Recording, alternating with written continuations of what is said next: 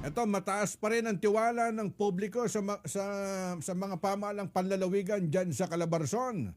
Matapos po makapagtala po ng very strong governance rating ang lahat ng lalawigan sa rehiyon. Narito ang balita ni Jay Martin.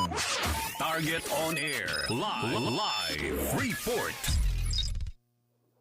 Karex, nanguna sina Governor Nina Richie Henares ng Rizal at Governor Abeng Remulla ng Cavite bilang mga pinakapinagkakatiwalaan at pinakamahusay na performing governor sa buong Calabarzon.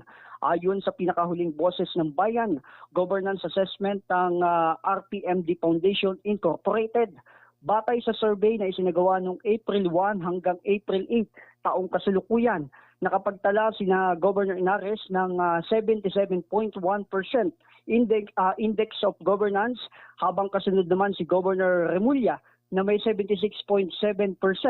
Pumangatlo naman si Governor Vilma Santos Recto ng Batangas na may 75.4% na nagpapatunay ng patuloy na mataas na kumpiyansa ng publiko sa kanyang pamumuno.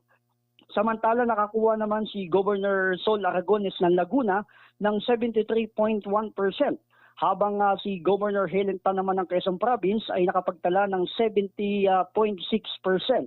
Ayon sa RPMD Foundation, lahat ng 5 gobernador sa rehiyon ng Calabarzon ay lumampas sa itinakdang benchmark para sa very strong governance performance na nagpapakita ng mataas na antas ng tiwala at kasiyahan ng mga mamamayan sa kanilang mga provincial government. Sinabi ni RPMD Executive Director Dr. Paul Martinez na hindi lamang kasikatan ang sinusukat ng survey kundi ang aktual na kalidad ng pamamahala, kabilang ang transparency, accountability, serbisyo publiko at pagtugon sa pangangailangan ng mga mamamayan.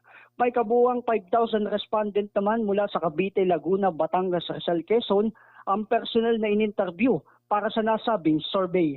Ipinakita naman na resulta na nanatiling mahalagang pundasyon ng tiwala ng publiko ang mahusay na pamamahala, responsableng liderato at epektibong paghatid ng serbisyo sa mga mamamayan sa buong Calabarzon. Mula dito sa Calabarzon, ako si Jay Martin ng Target on Air, nagulat para sa Mi Radio TV.